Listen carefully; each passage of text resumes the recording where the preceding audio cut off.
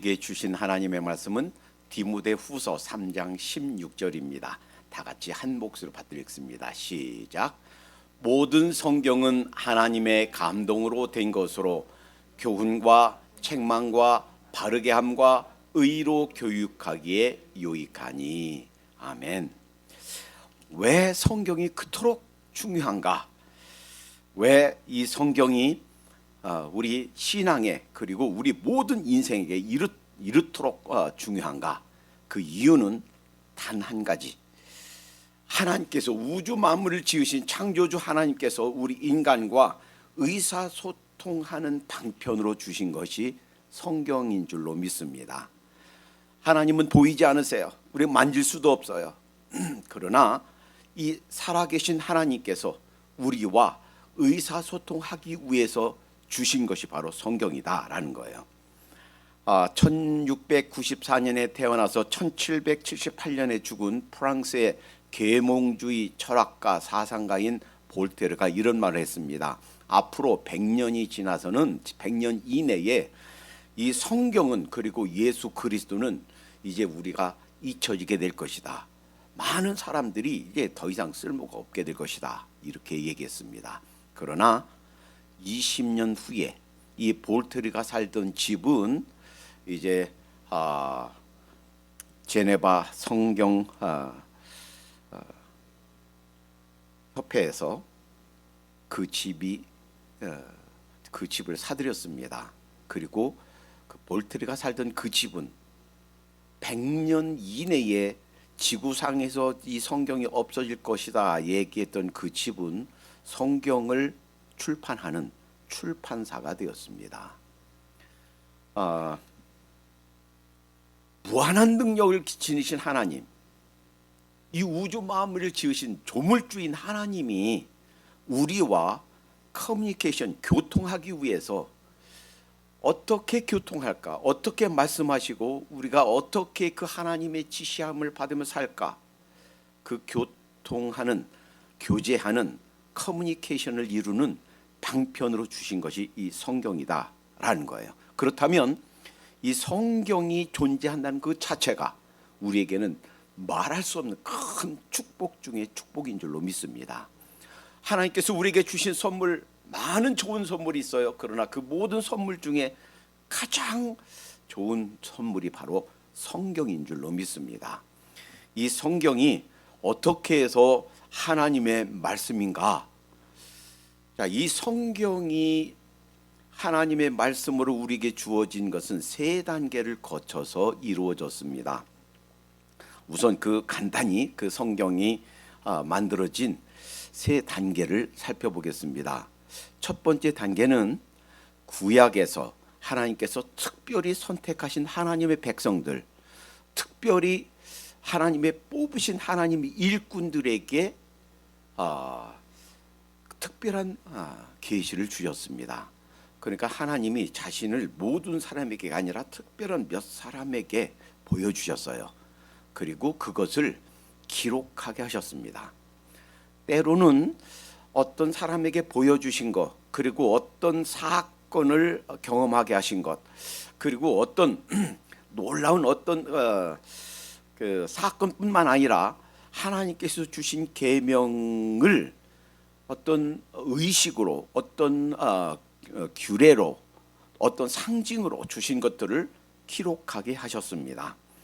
그래서 히브리서 1장 1절에서 이렇게 말씀하십니다. 옛적의 선지자들로 여러 분과 여러 모양으로 우리 조상들에게 말씀하신 하나님이 라고 말씀하셨어요. 그러니까 구약에서는 이제 성경이 완성되기 바로 전에는 좀 특별한 하나님의 선택된 사람들에게 말씀해 주셨습니다. 그리고 그 말씀 주신 이유는 이 다음에 오고 오는 사람들, 우리도 포함되죠. 이런 사람들에게 다시금 주님께서 말씀하시는 방편으로 삼기 위해서예요. 그러니까 특별한 상황에 특별한 사람에게 하나님께서 말씀 주신 것은 단지 그 사람만을 위한 것이 아니고 그와 비슷한 상황에 있는 또 다른 후에 오는 사람들도 이런 상황에서 이런 때에 이렇게 하나님께서 말씀 주셨구나 하는 것을 다시금 들으라고 주셨다라는 거예요. 예수님 태어나기 약 300여 년 전에 구약 성경이 히브리어로 다 완성된 구약 성경이 당시 지금은 영어가 전 세계 많은 나라들에서 공용어가 됐어요. 그러나 당시는 알렉산더 대왕이 세계를 정복하고 헬라어 문화를 전파했습니다. 그래서 세계적인 공용어는 헬라어예요. 그래서 구약의 히브리어로 쓴 하나님의 말씀을 헬라어로 당시의 최고 학자들을 알렉산드리아에 보내서 헬라어로 번역했습니다. 이 성경이 70인역 성경이라고 불러요. 셉투아진트라고 불러요. 예수님 당시에 예수님이 이 땅에 오셔서 사용한 성경은 바로 그 70인역 성경입니다. 예수님의 제자들이 사용했던 성경도 70인역이에요. 초대교회의 많은 교회들에서 사용했던 성경도 헬라어로 된 70인역 성경입니다. 이 70인역에 물론 외경이 조금 들어가 있어서 의견 차이는 있지만 대체적으로 세계에서 가장 큰 종교 중에 세 개, 유대교, 이슬람교, 기독교 세 종교가 이것은 하나님의 말씀이다 라고 하는데 동의하고 지금도 하나님의 말씀으로 여기고 있습니다. 자, 그러나 이 성경은 구약 성경 39권, 신약 27권 전체는 사실은 한 주제, 즉 예수 그리스도에 관한 거예요. 요한복음 5장 39절에 말씀하시기를 너희가 성경에서 구원을 얻는 줄 생각하고 성경을 상고하거니와 이 성경이 이때 이 성경 구약 성경 말이에요. 이 성경이 곧 나에 대하여 증거하는 것이라, 즉 예수님에 관한 것이다라는 거예요. 물론 거기에는 역사도 있습니다. 율법도 있습니다. 시도 있습니다. 거기에는 여러 가지 연애 편지도 있어요. 그런데 그런 것들이 결국은 나에 대해서 나가 누구예요? 예수 그리스도에 관해서 쓴 것이다라는 거예요. 그 주제 구약에는 39권 전체 그 주제가 바로 예수 그리스도에 관한 것이다라는 거예요. 세 단계를 통해서 성경이 우리에게 주어졌다고 그랬죠. 구약에서는 여러 선지자들 여러 모양으로 갖가지 혹은 사건과 직접적인 계시와 여러 모양으로 말씀해 주셨지만 이제 신약이 시작되면서 하나님께서 우리 인류에게 우리 인간들에게 말씀하시기 위한 비상책 극처방을 내리셨어요. 그것은 하나님과 똑같은 성부 하나님과 똑같은 하나님이신 제2의 성자 하나님 예수 그리스도가 우리 인간의 몸을 입고 세상에 오신 것입니다. 그래서 히브리서 1장 2절에 이렇게 말씀하십니다. 이 모든 날 마지막에 아들로 우리에게 말씀하셨으니 구약에서 여러 선지자들 혹은 여러 기적과 혹은 사건들을 통해서 말씀하신 하나님이 이제 이 모든 날 마지막, 그러니까 예수님 오시면서부터 종말은 시작된 거예요. 그래서 말세 지초, 지금은 말세 지말 이렇게 부르죠. 예수님을 보내심으로 우리에게 말씀하셨다라는 거예요. 예수님이 오셔서 우리를 대신해서 하나님 앞에 희생 제사를 드리시고 자기 생명으로, 그리고 이것이 바로 구원받는 길이다. 이것이 모든 인간이 지옥에 안 가고 천국 가는 하나님께 나오는 길이다 라고 명백하게 말씀해 주셨어요. 그래서 요한복음 14장 6절 내가 곧 길이요 진리요 생명이니 나로 말미암지 않고는 아버지께로 올 자가 없느니라 이렇게 말씀해 주셨어요. 예수님으로, 즉 제2의 성자 예수 그리스도를 통해서 말씀해 주셨습니다. 이 예수님께서 이 지상에서 계신 것은 약 33년간입니다. 짧게 공생의 3년 후에 이제 하늘로 승천하셨어요. 그리고 나서 약속해 주신 것이 내가 제3위 하나님 성령 하나님을 너에게 보내겠다 약속하셨고 그 약속대로 성령님이 오셨습니다. 그런데 그 성령님이 그냥 마음대로 자의로 말하는 것이 아니고 예수님이 말씀하신 것, 예수님이 이루어 놓으신 것, 예수님이 여러분과 저를 위해서 이루어 놓으신 것, 말씀하신 것, 그것을 가지고 증거하시겠다라고 요한복음 16장 14절에 말씀하셨어요. 그러니까 두 번째 단계는, 첫 번째는 구약에서 하나님께 특별한 사람들, 특별한 사건들 통해서 말씀하셨고, 두 번째는 예수 그리스도를 통해서 말씀하셨고, 예수 그리스도께서 잠시 세상에 계시다가 가셔서 보이지 않는 그러한 영이신 성령님으로 우리에게 말씀하신다라는 거예요. 세 번째 단계는 이제 구약과 신약의 하나님의 말씀이 완성되고 나서 그 하나님의 말씀을 닫으셨습니다. 봉인하셨습니다. 영어로 close 했어요. 문을 이제 밖에서 나왔다 들어와서 이제 문을 닫듯이 닫으셨어요. 그 말은 이제 그 누구도 이 성경에서 어떤 것을 더 넣거나 빼거나 할 수 없게 고정시키셨다 하는 거예요. 그래서 예수님께서 지상에 계실 때 가장 사랑하는 제자 중에 하나였던, 가장 어린 나이에 제자였던 사도 요한, 그 사도 요한이 주신 그 계시를 이제 마지막 다 쓰고서 요한계시록 22장에 18절에서 19절에서 이렇게 말씀하십니다. 내가 이 책의 예언의 말씀을 듣는 각인에게 증거하노니 만일 누구든지 이것들 외에 더하면 이미 기록된 구약 39권 신약 27권 이외의 말씀에다가 뭔가를 더하면 하나님이 이 책에 기록된 재앙들을 그에게 더하실 터이요, 만일 누구든지 이 책의 예언의 말씀에서 제하여 버리면, 일부 그 말씀을 빼버리면 하나님이 이 책에 기록된 생명나무와 및 거룩한 성의 참회함을 제하여 버리시리라. 더 넣지도 못하고 빼지도 못한다라는 거예요. 가끔 그렇게 주장하는 사람이 있어요. 그것도 신학대학 교수들이 지금도 성경이 쓰여지고 있습니다. 아니요.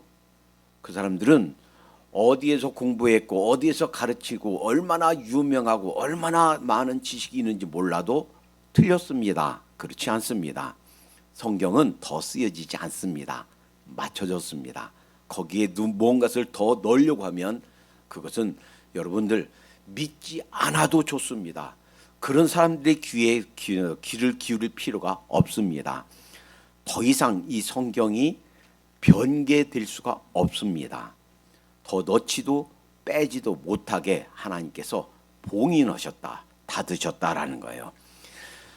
하나님을 대적하는 사탄은 우리 인류 역사 최초 때부터 이 하나님의 말씀을 왜곡하거나 부정하거나 잘못 이해하려고 해서 우리 인간을 타락시켰습니다. 어떻게 우리 인간 세계에 죄가 들어왔는가? 하와에게 뱀이 물었습니다. 동산에 있는 모든 나무 실과를 먹지 말라 하더냐? 모든 나무 실과 먹지 말라고 안 했지요. 다 먹으라고 했는데 하나만 먹지 말라고 그랬지요. 그런데 그 대답을 보니까 하와가 이렇게 대답해요. 하나님께서 나머지는 임의로 먹는데 중앙에 있는 그 선악을 알게 하는 나무 먹지도 말고 만지지도 말라. 만지다 하는 말은 없었거든요. 너희가 죽을까 하노라, 죽을까 하노라 이렇게 말씀 안 하셨거든요. 정령 죽으리라 이렇게 말씀하셨거든요. 그러니까 만지지도 말라 하는 말 그냥 더 첨가한 거예요. 죽을까 하노라, 제대로 알지 못하고 정확히 알지 못하고 비슷하게만 알고 있는 거예요. 그것을 그 하와의 잘못 이해하고 있는, 하나님의 말씀을 잘못 이해하고 있는 그 부분을 공격한 겁니다. 너희 죽지 않을 거야. 너희 눈이 밝아질 거야. 한번 먹어봐. 그 말에 하와가 그 선악을 알게 하는 나무의 실과를 따먹고 타락하게 된 겁니다. 그러니까 그 이후로 수도 없이 악한 자 사탄은 이 하나님의 말씀을 잘못 이해하도록 그리고 왜곡하도록 우리 인간을 유혹해 왔다 하는 거예요. 인류 역사는 하나님의 말씀을 귀히 여겼던 사람 그리고 하나님의 말씀을 잘 따르고 순종했던 사람이 하나님의 축복을 누렸고, 하나님의 말씀을 경히 여겼던 사람, 하나님의 말씀을 그렇게 무시했던 사람, 이 사람들이 하나님의 진노, 하나님의 저주를 받았다 하는 것을 보여줍니다. 이스라엘 역사의 최초의 왕이 누구예요? 사울이죠. 사울이 하나님께 버림받았습니다. 왜 그가 버림받았는가?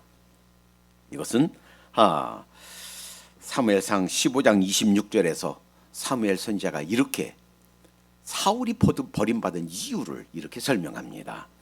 왕이, 이때 왕은 사울 왕이에요. 왕이 여호와의 말씀을 버렸으므로, 하나님께서 주신 말씀을 버렸다 하는 거예요. 여호와께서 왕을 버려 이스라엘 왕이 되지 못하게 하셨음이니이다. 왜 그가 버림받았는가? 왜 하루아침에 자기도 죽고 자기 아들 요나단도 죽고 왜 자기 왕위가 자기 때에서 비극으로 끝났는가? 하나님의 말씀을 버렸기 때문에, 하나님의 말씀을 무시했기 때문에. 남유다가 멸망하기 바로 직전입니다. 여호야김 왕은 예레미야를 통해서 주신 하나님의 말씀을 무시했습니다. 예레미야가 감옥에 갇혔습니다. 뭘 쓰고 할 수가 없어요. 하나님께서 주신 계시를 바룩에게 받아 적으라 하고 자기가 구술해 줬습니다. 바룩이 적었습니다. 그리고 그것을 여후디로 하여금 여호야김 왕 앞에서 읽게 했습니다. 그런데요, 왕이지만 왕보다 더 크신 분이 하나님이에요. 왕을 세우고 폐하신 분이 하나님이세요. 왕도 하나님 말씀을 귀히 여기고 순종해야 됩니다. 그 여호야김 왕이 어떻게 했는지 아세요? 여후디가 한 3편 4편 읽으면 작은 칼로 그 두루마리에 하나님의 말씀을 쫙쫙 찢어서 화롯불에 던져버렸습니다.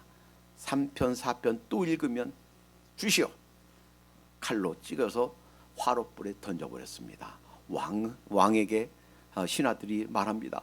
왕이시여, 살아계신 하나님의 말씀입니다. 그러시면 안 됩니다. 왕이 콧방귀도 안 꼈습니다. 어떻게 됐나요? 하나님의 저주가 그에게 임했습니다. 그리고 정확히 17년 후에 나라가 망하고 이스라엘 백성들은 바벨론의 포로로 끌려가서 말할 수 없는 고통 가운데 고통당하고 말았습니다.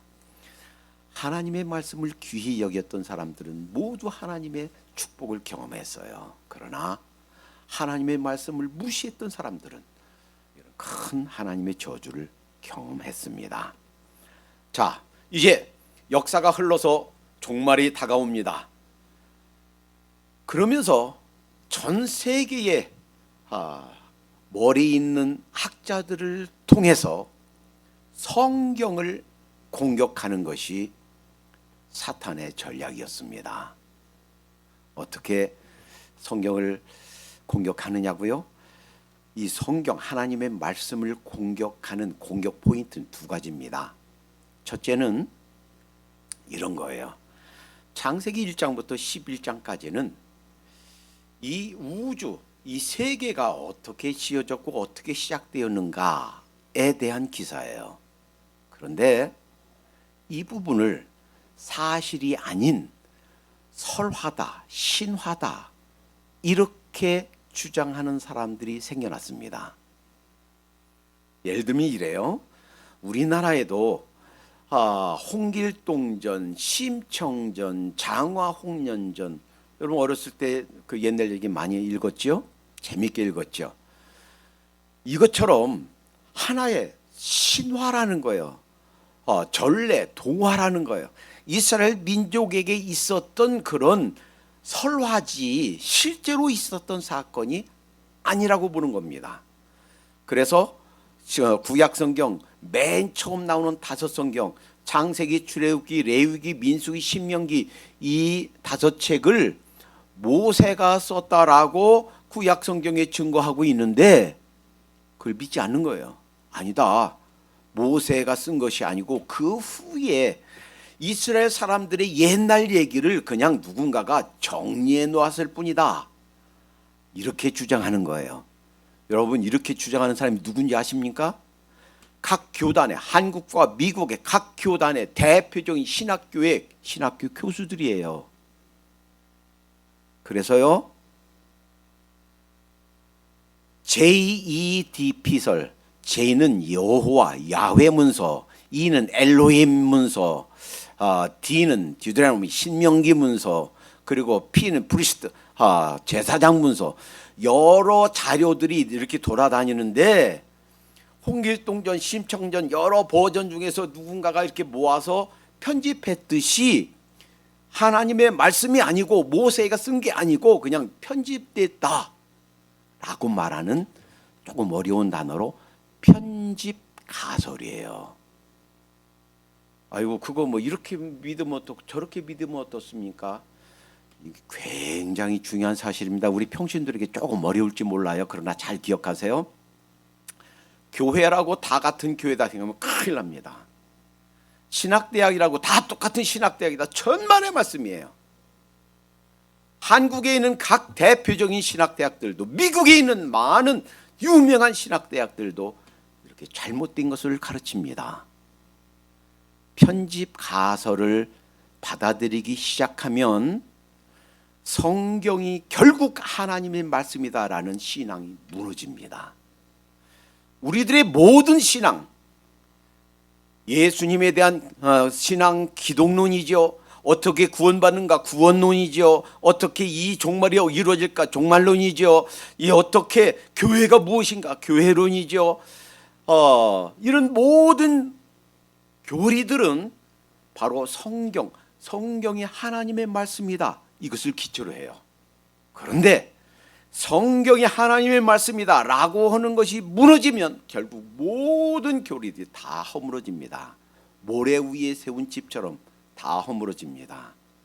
그래서 키를 쓰고 악한 자가 성경을 공격하는 거예요. 그 핵심 포인트가 성경은 편집되었다 하는 편집 가설, 또 하나 성경에 오류가 있다 하는 유오설이에요. 그 증거로 이렇게 얘기합니다. 어떤 데서는 이스라엘 사람들이 400년간 애굽에서 종살이 했다고 그러고 어떤 데서는 430년간 종살이 했다고 하고 이거 성경이 틀리는 거 아닙니까? 그러니까 성경이 믿을 수 없는 거 아닙니까? 그러니까 성경이 인간의 작품 아닙니까? 아니에요. 그렇게 주장하는 사람들은 성경이 잘못됐다, 오류가 있다라고 꼬투리 잡으려고 하는 거고, 사실은 그 사람들이 성경을 연구하지 못하고 성경을 바로 이해하지 못했기 때문입니다. 성경은 신앙서적이지 역사서적이 아니에요. 신앙서적이지 과학서적이 아니에요. 왜 400년이라고 설명했냐면 꼭 정확한 기간을 말할 필요가 없이 대략을 말해야 될 상황이기 때문에 400년이라고 그랬고, 정확히 그들이 애굽에서 머물던 종살이 하던 시간이 정확히 말할 필요가 있을 때는 430년이라고 얘기한 거지 성경이 틀린 것이 아니다라는 거예요. 한국의 김용옥 선생이 구약 성경을 믿는 것은 선왕당 믿는 것 같다 이렇게 얘기했죠. 그러면서 왜 그런가? 마태복음 1장에 보니까 14대 근데 이렇게 다 계산해 보니까 두 대가 빠졌네. 틀렸지 않느냐? 아니에요. 왜 틀렸습니까? 성경에서는 그 모든 대수를 다 적은 게 아니고 그 중에서 꼭 필요한 사람을 적은 거예요. 이스라엘 사람들은요, 여자들을 이름 성경에 아예 숫자에 넣지도 않았습니다. 족보에 못 올라가요. 그런데도 불구하고 여자의 이름이 예수님의 족보에 올라간 사람들이 5명 있습니다. 그 중에 3명은 이방인들이에요. 당시 유대인들이 개처럼 취급하는 이방인들이에요. 그 중에는요, 직업이 창리였던 사람이 있어요. 이방인이에요. 그러나 예수님의 할머니로 예수님 족보에 버젓이 올라가 있습니다. 이방 여인, 모압 여인이었던 룻도 거기에 버젓이 예수님의 족보에 올라가 있습니다. 하나님의 사람으로서 예수님의 족보에 올라갈 자격이 없는 사람들은 남자라 할지라도 그 이름을 뺀 거예요. 안 적었어요. 그러나 비록 여자라 할지라도 이방 여인이라 할지라도 그 직업이 전직 직업이 부끄러운 그런 직업이었다 할지라도 하나님 앞에 바른 믿음을 가지고 하나님 앞에 바로 섰던 사람은 그 이름이 버젓이 올라가 있단 말이에요. 심지어는요, 다윗이 그렇게 어렸을 때부터 하나님을 잘 섬겼던 그 다윗이 단 한 번 하나님 앞에 흠집 있는 삶을 살았습니다. 자기의 부하 장수의 아내가 너무 예뻐서 그 부하 장수를 죽게 하고 그 아내를 뺏어서 자기 아내가 되게 했어요. 그리고 그 아내 이름, 원래 밧세바란 이름이 있습니다. 그런데 그 밧세바란 이름 대신 다윗이 우리아의 아내에게서 부하 장수의 이름을 넣었습니다. 여기에는 우리가 이해해야 될 아주 중요한 진리가 담겨 있어요.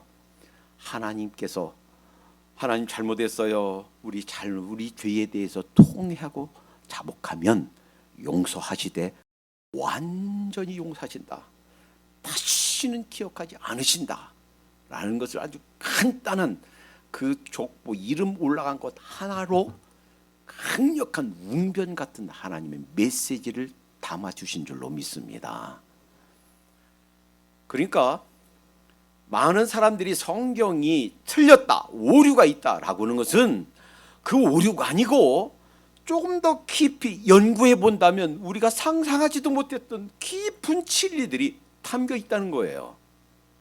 그러니까 사탄이 우리 믿는 자들의 신앙을 무너뜨리기 위해서 공격한 것이 성경이다라는 거예요. 여러분, 가끔 저는 아직 못 가봤는데 유럽에 여행한 사람들이 그렇게 얘기를 해요. 수백만 불짜리 대리소로 지은 그 교회당 건물들이 술집으로 찻집으로 팔려나갔고 지금도 for sale 붙어 있답니다. 한때는 수백 명, 수천 명이 있던 그런 교회들이 이제 할머니, 할아버지들 서너 명밖에 없어요. 그 교회를 유지할 수가 없어요. 심지어 한국에 토마스 선교사를 파송했던 그 교회도 벌써 십몇 년 전이에요. 더 이상 유지할 수가 없어서 for sale 간판을 붙였다는 얘기입니다. 왜 그렇게 됐나요? 단 한 가지예요.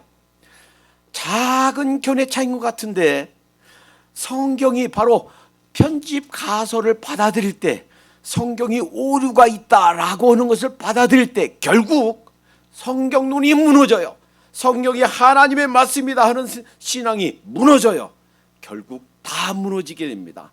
교회를 회파하고 영혼을 파괴하는 가장 중요한 이것이 바로 성경론이다 하는 거예요. 따라서 한국에도 마찬가지, 미국도 마찬가지, 아무 교회나 나가세요. 천만의 말씀 큰일 납니다. 그 교회에서 가르치는 것이 무엇인지, 그 교회에서 배울 수 있는 것이 무엇인지 따져보고 교회를 선택해야 된다라는 거예요. 모든 성경은 했습니다. 하나님의 감동으로 된 것으로. 자, 여기서 조금 어려운 그 단어를 조금 공부해야 되겠어요. 어렵지 않게 설명할 테니 잘 들으세요. 자, 제 주머니에 자 뭐가 들었을까요? 아시는 분 맞춰보세요. 모르죠. 왜요? 감춰져 있으니까요. 제 주머니에서 꺼내는 감춰져 있으니까요. 그런데 감춰져 있는 것을 딱 펴니까 이건 안경 닦개죠. 감춰져 있는 것을 나타내 보이는 것, 이것이 계시입니다. 레벨레이션이에요. 자, 그런데 하나님께서 특별한 하나님의 선택된 사람들에게 하나님 마음속에 감춰진 것을 보여주신 이 계시를 이제 기록하게 하셨어요. 그 기록하게 하신 하나님의 섭리, 하나님의 능력이 인스피레이션, 영감이에요. 감동이에요. 그러니까 세상에는 많은 책들이 있지만 수많은 책들이 있죠. 이 책들하고 다른 점은 이 책들은 사람이 썼어요. 그런데 이 성경은 하나님이 쓰신 줄로 믿습니다. 저자가 하나님이시고 기자, 즉 받아 쓴 기자가 사람이다라는 거예요.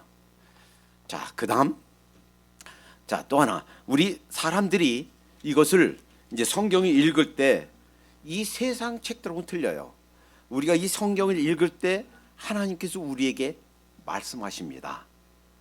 우리가 보이지 않는 성령님이 우리 성경을 읽을 때 혹은 들을 때 혹은 이 말씀을 이렇게 들을 때 이런 뜻이다 깨닫게 해주세요. 그리고 그걸 읽으면서 그래, 내가 널 사랑한다. 힘들지? 그래도 잘 참고 견뎌라. 이거 이겨야 돼. 그냥 화내고 참아야 돼. 하나님께서 우리에게 말씀해 주신 줄로 믿습니다. 이것이 조명이에요. 일루미네이션. 이게 조금 어려운 단어를 아주 쉽게 설명했습니다. 그러니까 이 성경과 관련되어서 아주 중요한 세 개념을 설명드렸어요. 하나님께서 이 감춰진 것을 펴서 보여주시는 것, 이것이 계시이고 그 계시를 꼭 다시 기록하게 하신 것이 영감, 감동이고, 왜? 하나님께서 어떤 사람들에게 계시 주시고 기록한 것은 그것 때문이만 아니라 그와 비슷한 삶을 겪고 있는, 그와 비슷한 그런 경험을 하게 되는 우리에게 하나님께 또 말씀하시기 위함이에요. 그리고 그 이제 완성되고 그리고 이제 봉인된, 클로즈된, 바꿀 수가 없는 그런 하나님의 말씀으로 주신 이 말씀을 우리가 읽을 때 그걸 깨닫게 하고, 어떻게 구원받는가, 어떻게 천국 가는가, 어떻게 죄 용서 받는가, 어떻게 이 죄와 세상을 이기는 삶을 사는가 깨닫게 해주시는 성령님의 도우심, 이것이 조명이다라는 거예요. 이제 더 이상 계시는 없습니다. 더 이상 하나님의 말씀이 기록되는 영감, 즉 감동은 더 이상 없어요. 이제 그것은 맞춰졌습니다. 무엇만 있는가? 이 성경을 읽을 때 우리에게 깨닫게 하시고 조용한 세미한 음성을 통해서 우리에게 말씀하시는 성령님의 조명이 있다라는 거예요. 자, 그래서 하나님의 감동으로 주셨다. 모든 성경이 하나님의 감동으로 되었다 하는 얘기는, 다시 말하면 구약에는 39권 모두, 신약에는 27권 모두, 이것이 하나님의 특별한 능력으로 감동된, 즉 하나님의 영감으로 기록된 하나님의 말씀인 줄로 믿습니다. 그러면 이제 이렇게 말할 수 있어요. 아이고 목사님, 그건 그냥 목사님이 그냥 주장하는 것이죠. 이 성경이 하나님의 말씀이란 그런 객관적인 증거가 있습니까? 있어요. 그래서 지금 시간이 많지 않기 때문에 아주 가장 간단하게 설명해 보겠어요. 첫 한 가지 내적인 증거가 있고 6가지 외적인 증거가 있습니다. 그 무슨 말인가? 내적 증거라고 하는 것은 성경에서 이것이 하나님께서 말씀하셨다라고 자체 증거하는 거예요. 3808번이나 여호와께서 일러 가라사대 하나님께서 말씀하시되라고 성경 스스로가 증거하고 있습니다. 그리고 외적인, 객관적인 적어도 6가지의 성경이 하나님의 말씀이 증거가 있어요. 최대한 간단하게 설명해 보겠습니다. 첫 번째는 성경 형성사가, 이 성경이 처음 기록된 것은 주전 예수님 태어나기 전 약 한 1500년 경부터 기록되기 시작했습니다. 그리고 예수님이 이 세상에 오시고 약 한 100여 년간, 그러니까 전체 기간은 약 1600년간 기록된 것이 성경이에요. 한번 생각해 보세요. 우리나라 말에 10년이면 강산도 변한다 그랬어요. 한 교수 밑에서 배운 두 학생의 학설이 정반대일 수 있습니다. 종종 그런 일이 있죠. 그런데 10년도 아니고 100년도 아니고 1000년도 아니고 1600년간이란 차이가 있어요. 그런데 어떻게 한 가지 내용을 말할 수 있습니까? 그 중에는요, 이 기자들 중에는 농부도 있고 어부도 있어요. 무식한 사람도 있어요. 그 중에는 당대 최고의 학자도 있어요. 왕도 있어요. 그들이 여기서 사는 사람과 저기서 사는 사람이 서로 오갈 수가 없었어요. 시대적인 차이도 있습니다. 그런데 그들이 직접 배우고 만나고 상의한 것도 아닌데 어떻게 한 주제로 연결이 됩니까? 1600년간이라는 그런 시간적 차이가 있고 공간적 차이가 있고 문화적 차이가 있고 시대 언어 차이가 있는데도 불구하고 한 주제로 성경이 기록되고 있다라는 거예요. 하나님의 말씀이 증거인 줄로 믿습니다. 세상에 그런 책은 없습니다. 둘째, 성경의 출판고가 아까 말씀드렸죠.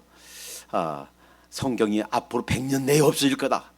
20년 되어서 그 자기 살던 집이 성경 출판하는 출판소가 되었다고요. 지금도 전 세계에서 가장 많이 매년 출판되고 있는 것이 성경입니다. 전 세계에서 가장 많이 팔리고 있는 책이 성경입니다. 전 세계에서 가장 많은 사람들이 읽고 있는 것이 성경입니다. 왜 그런가요? 하나님의 말씀이기 때문입니다. 여기에, 이 별거 아닌 것 같지만 여기에 어떻게 구원받는가, 어떻게 인생이 성공하는가, 어떻게 우리 영원한 미래가 이루어질 것인가 모두 다 있습니다. 어떻게 인간에게서 우리가 해결할 수 없는 갖가지 문제들이 해결될 것인가 성경이 있는 줄로 믿습니다. 셋째로 우리 개인과 사회에 미친 영향들 한번 보세요. 성경이 빅토르 위구가 이런 말을 했습니다. 영국은 두 책을 가진 나라다. 하나는 셰익스피어 전집과 하나는 성경이다. 셰익스피어 전집은 영국인이 썼고 성경은 영국인을 만들었다. 이 성경이 전 세계 가장 오랫동안 많이 읽히고 출판되고 팔리고 우리 가장 많은 사람들에게 영향을 주는 책이다라는 거예요. 김익두라는 분은 깡패였습니다. 많은 사람들이 평양 시내 장보러 가기를 꺼렸다고 그래요. 왜? 그 깡패 때문에. 그런데 그 깡패가 변해서 목사가 되었습니다. 그 힘이 무엇일까요? 성경입니다. 김현희 씨 칼기 폭파범이었죠. 그가 하나님을 믿고 남은 생에 하나님을 의지하며 살겠습니다. 어떻게 그가 그렇게 변했나요? 성경의 힘인 줄로 믿습니다. 살인 공장을 세워놓고 내가 한 명이라도 더 부자들 죽이지 못해서 억울하다 잡혔을 때 이렇게 말했던 지존파들, 그들이 어떻게 천사처럼 그렇게 변해서 용서를 빌고 주님 품에서 다시 만나자 하고서 사형의 이슬로 사라졌습니다. 어떻게 그렇게 됐는가요? 바로 성경의 힘인 줄로 믿습니다. 성경이 살인자도 천사처럼 만들고 성경이 바로 우리들의 모든 문제를 해결하는 힘이 된다 하는 거예요. 넷째로 과학이 이 부분에 있어서는요, 만약에 이 부분에 있어서 이의가 있으면 예배 끝난 후에 저한테 찾아오면 오늘 밤을 새워서라도 입증해 드릴 용의가 있습니다. 오늘날 현대 과학에서나 밝혀지는 사실들이 벌써 3000년, 3500년 전에 성경에 이미 있다라는 사실이에요. 몇 가지만 보면 이렇습니다. 별들의 운행, 욥기서 38장 32, 32절 공기에 무게가 있다. 갈릴레오 전에는 이건 몰랐다는 거예요. 욥기서 28장 25절에 있습니다. 생물학 기능에 있어 피의 중요성. 레위기 17장 11절에 있습니다. 창조와 우주의 물리적 사망. 이 우주가 물리적으로 사망한대요. 그리고 그것은 연력학 제1, 제2 법칙의 지지를 받는 데입니다. 이것이 바로 시편 102편 25, 26절에 있습니다. 태양과 태양계의 궤도운행. 시편 19편 4절 6절에 있습니다. 기체의 응축으로 생기는 정전기 예레미야 10장 13절에 있습니다. 그 외에도 수없이 많은 것들이 현대 과학에서나 밝혀지는 것들이 벌써 성경에 다 말하고 있다라는 거예요. 다섯째, 역사와 고고학이. 이스라엘 그 고고학에 대해서 가장 권위자 중에 하나는 넬슨 그루엑 교수입니다. 근데 이분이 이렇게 얘기를 했어요. 지금까지 밝혀진 고고학적 발견으로 성경과 위배되는 사실이 하나도 없다 하는 거예요. 세계 역사와 성경이 주장하는 것과 위배됐을 때 조금 더 밝혀지면, 조금 더 증거가 드러나면 성경이 맞더라 하는 거예요. 성경이 사실임이 입증됐다는 거예요. 성경이 틀렸다라고 발견된 고고학적 증명은 한 개도 없다라는 거예요. 이 역사와 고고학의 발견이 성경이 하나님의 말씀인 것을 증거합니다. 여섯 번째, 예언의 성취. 여러분, 예레미야 때 가짜 선지자가 있었어요. 그래서 예레미야 선지자를 통해서 어떤 예언이 가짜인가 아닌가, 그것을 분별하려면 그 예언이 그대로 성취됐는가 안 되는가를 보면 된다라고 예레미야 28장 9절에 말씀합니다. 구약에 예수님에 대한 수많은 예언이 있습니다. 그런데요, 그 예언들이 단 하나도 틀림이 없이 모두 다 문자 그대로 예언이 성취된 줄로 믿습니다. 예수님이 태어났을 때 유아 때예요. 유아 때 당시 헤롯 왕이 내가 왕인데 유대인이 왕이 태어나? 박사들에게 그 사람들 알면 만나면 나한테도 알려주시오. 나도 경배하겠소. 경배하려고 하는 게 아니라 죽이려고 한 거예요. 자기가 왕인데 유대인 왕이 태어났다? 쇼크죠. 그래서 죽이려고 한 거예요. 하나님께서 동방 박사에게 헤롯에 가지 말고 돌아가라. 그래서 돌아갔어요. 그걸 알았어요. 나중에 알았어요. 그리고서 서기관들에게, 종교 지도자들에게 물었습니다. 유대인의 왕이 어디서 태어났겠니? 어디서 태어났을까? 그때 벌써 유대인들 지도자들, 성경학자들은 알고 있었어요. 왜? 구약에 예언되어 있거든요. 미가서 5장 2절에 유대 베들레헴아, 내가 작은 고을이지만 결코 작지 않다. 메시아가 거기서 나올 것이다. 예언되어 있거든요. 이것은요, 조작할 수도 없어요. 예수님이 벌써 어린 나이로 태어났는데 어떻게 조작합니까?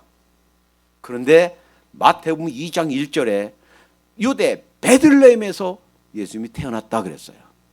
심지어는요, 예수님이 십자가에 못 박혀 돌아가신 중입니다. 이제 한 발자국도 움직일 수 없어요. 그 예언을 성취하기 위해서 조작할 수도 없어요. 왜? 십자가에 지금 달려 계시니까.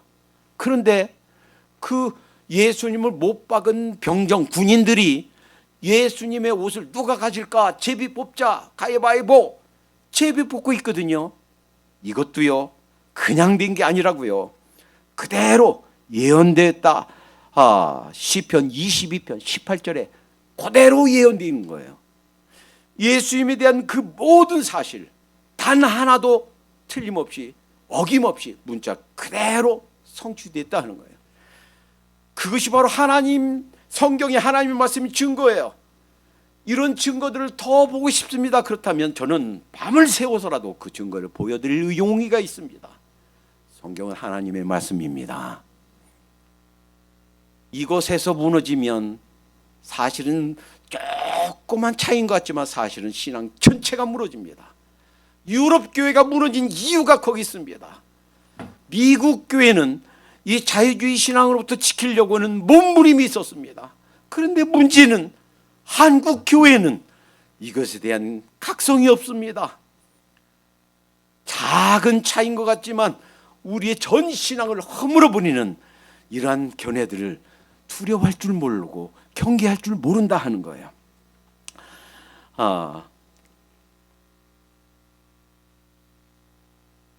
이제 이 성경이 바로 우리의 구원을 말하고 어떻게 이 세상을 이길까를 말하고 어떻게 바르게 살 것인가, 교훈과 책망과 바르게 함과 의로 교육하게 유익하다 그랬어요. 어떻게 성공적인 삶을 사는가, 어떻게 악에 빠지지 않고 사는가, 어떻게 우리의 죄와 옛사람을 이기며 사는가, 그 비결이 성경에 다 있는 줄로 믿습니다. 여러분, 우리 걱정이 우리를 주장하지 못하게 하십시다. 많은 세상 사람들은요, 걱정하며 살아요. 사실은 그 걱정은 아무런 걱정할 필요도 없는데, 일단 걱정이 우리를 들어오게끔, 우리를 사로잡게, 우리를 컨트롤하게끔 허용하면 그때는 걱정이 24시간 우리를 떠나지 않고 나를 이끌어갑니다. 대상만 바뀔 뿐이에요. 자식 걱정했다가, 건강 생각했다가, 미래 생각했다가, 아이고 그 모아놓은 돈이 전 충분치 않은데 돈 걱정했다가, 끊임없이 대상만 바뀔 뿐이지 그 걱정이 나를 사로잡아간다 하는 거예요. 어떤 사람은요, 미움이 우리를 이끌어가게 해요. 그래서 누가 이렇게 말한 거 다 서운해서 막 미워해요. 그런데 일단 그 미움이 우리에게 들어오도록 허락한다면 그 다음에는 대상만 바뀔 뿐이지 누구를 미워했다가 누구를 미워했다가 또 누구를 미워했다가 끊임없이 미움이 우리를 이끌어간다는 거예요. 걱정도 미움도 우리를 지배하지 못하도록 하십시다. 무엇이? 성경이, 하나님의 말씀이. 그래서 우리 주보에 구약 3장 신약 1장 그날 읽을 분량이 있죠. 성경 읽고 그날 읽은 것 중에서 중요한 것은 암송하고 묵상하고 성경이 우리를 지배하도록 하십시다. 그럴 때 우리 인생이 성공적인 삶을 살게 되는 줄로 믿습니다. AD 70년에 이스라엘이 망했어요. 나라가 없어졌습니다. 우리나라 1910년에 한일 합방됐죠. AD 70년에 이스라엘이 망했습니다. 그때 망했을 때 로마 장군 티토스 장군이 이제 예루살렘을 포위했습니다. 예수님이 지상에 계실 때 예언했어요. 성전에 돌 하나 돌 위 있지 않고 멸망할 것이다. 예언한 그대로 성취되어서 망했습니다. 그 망하기 직전이에요. 이때 유대 지도자는 요하난 벤 자카이 최고 지도자가 몰래 그 자기를 보호하고 있는 로마 장군 베스파시아누스를 찾아갔습니다.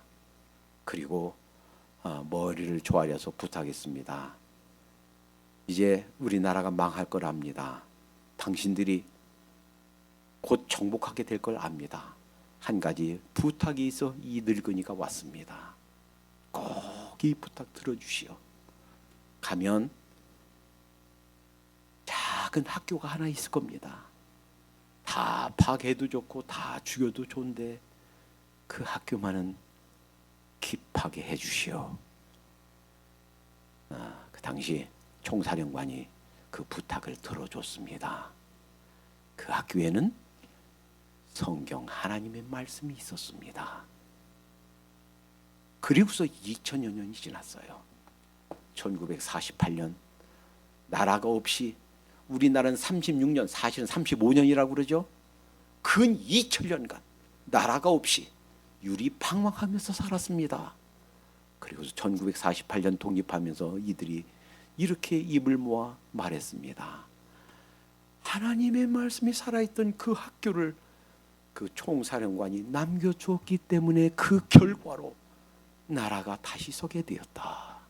여러분, 성경은 하나님의 말씀인 줄로 믿습니다. 이 성경에 우리의 구원이 담겨 있습니다. 어떻게 이 우리의 남은 생애를 승리하며 살 것인가? 그 비결이 성경에 있습니다. 이 성경이 우리를 주장하도록 하십시다. 성경 따라 살면 평강한 삶이 보장되어 있는 줄로 믿습니다. 기도합니다. 사랑의 하나님 감사합니다. 우리에게 주신 하나님의 선물 중에 가장 큰 선물이 바로 성경인 줄로 믿습니다. 날마다 이 성경을 읽고 이 성경의 말씀이 우리를 주장하도록 인도해 주시옵소서. 주님 품에 가는 그날까지 하나님 이 성경이 저희들을 주장하고 이 성경 가운데 평강한 삶을 누리는 복된 인생들이 되게 해 주시옵소서. 예수님의 이름으로 기도하옵나이다. 아멘.